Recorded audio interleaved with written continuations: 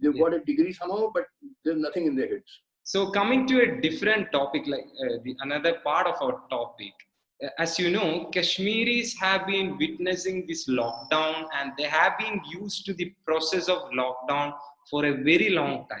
And even the security personnel, the police, the military staffs, and everyone in Kashmir has a perfect idea of how to conduct and organize or like mediate a lockdown amongst the people that compared to other parts of the country. So within these 8 months of peace after the Article 370 abrogation, which prevailed in the Kashmir Valley, it has been a peaceful moment for the last 8 months, and there has been recent escalations, recent disturbance in the valley all over, and the internet was suspended. Coming to the Kashmir perspective, what are your views about the current socio-political situation of the valley? Coming to Kashmir, I want to say a few things to Kashmiris. I'm myself a Kashmiri, although Kashmiri Pandit, but my DNA and blood is the same as that of Kashmiri Muslims and Kashmiri Sikhs. So I sympathize with them. I'm their well-wisher. I want them to prosper.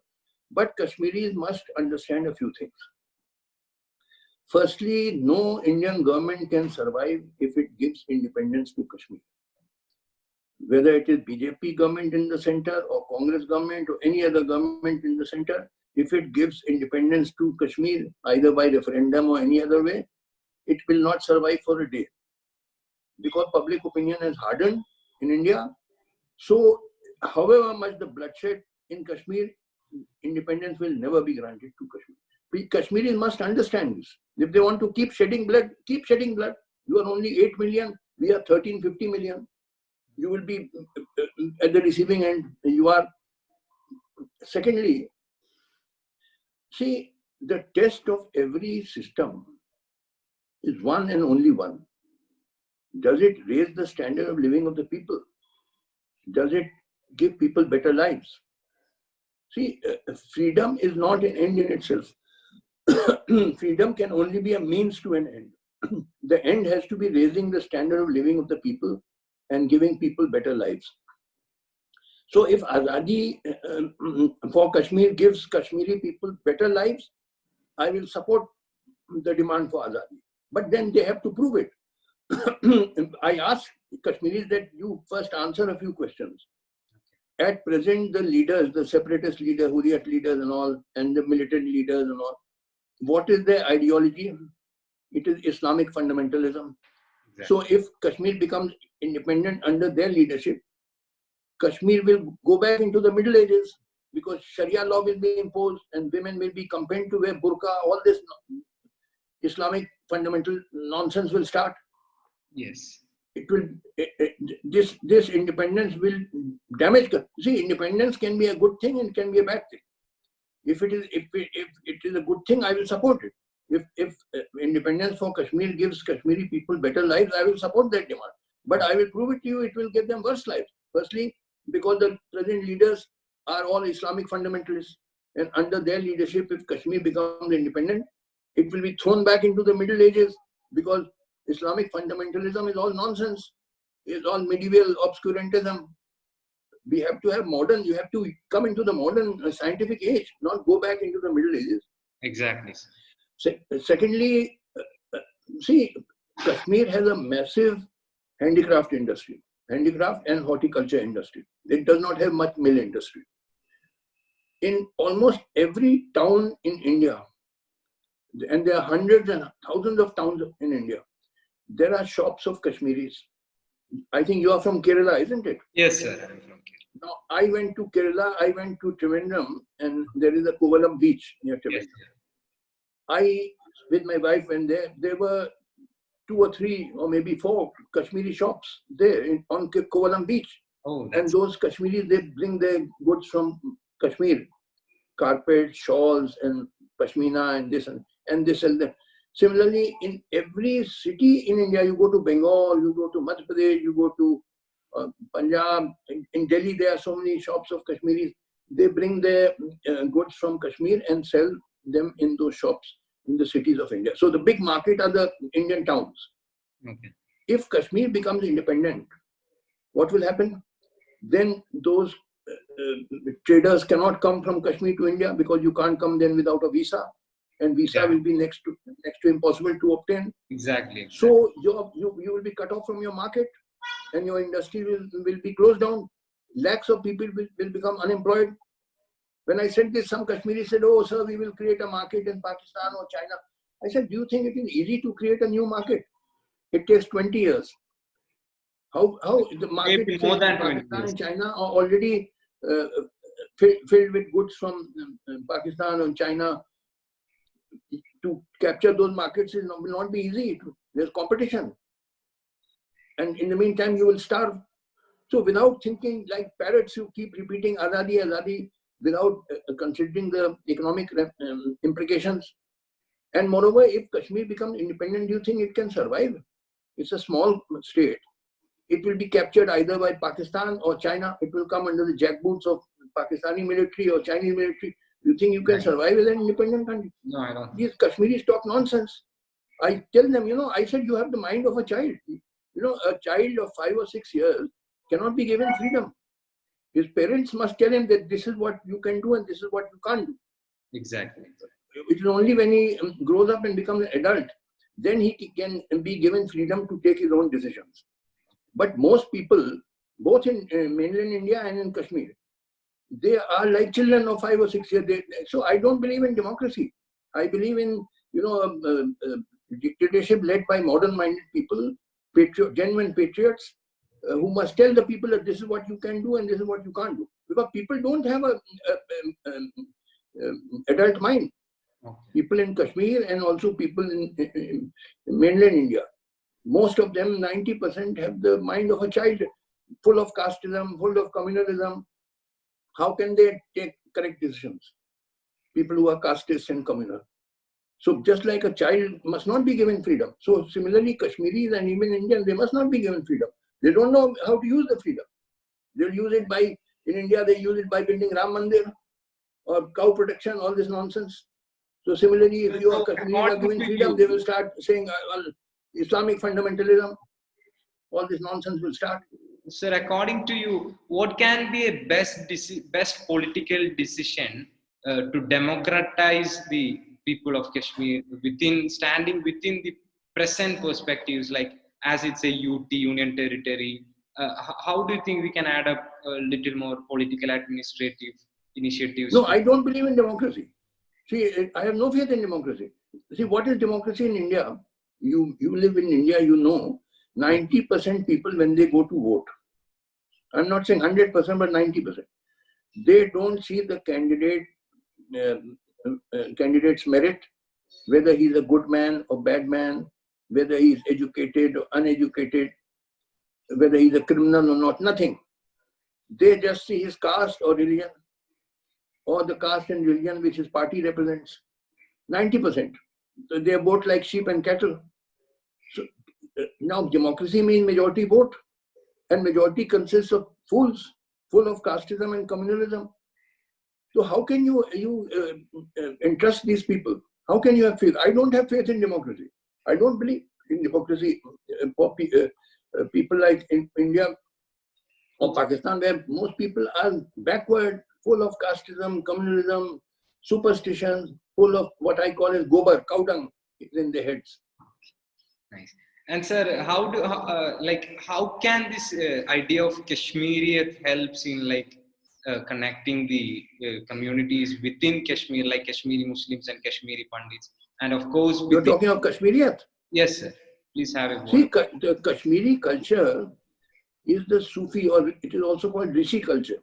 If you go on Google and you type Kashmiri Rishi culture, Rishis were the Hindus, and the same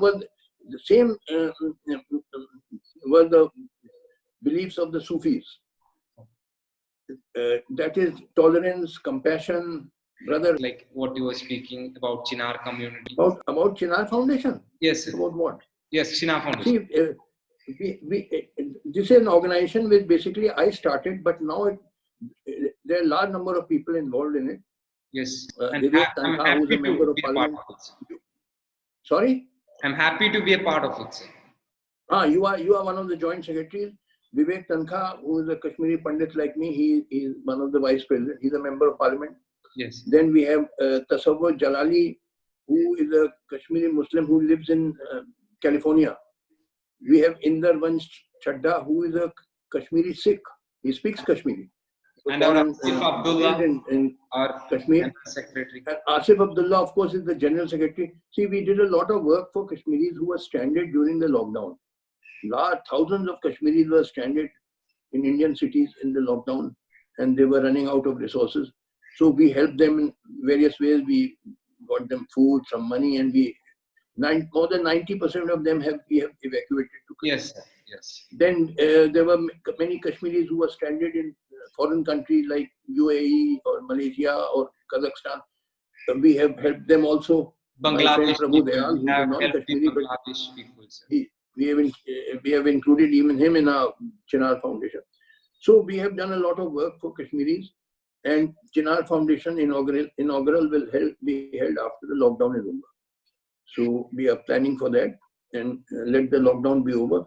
And because we will spread the message that this Chinar Foundation is not just for Kashmiris, it is for the whole country.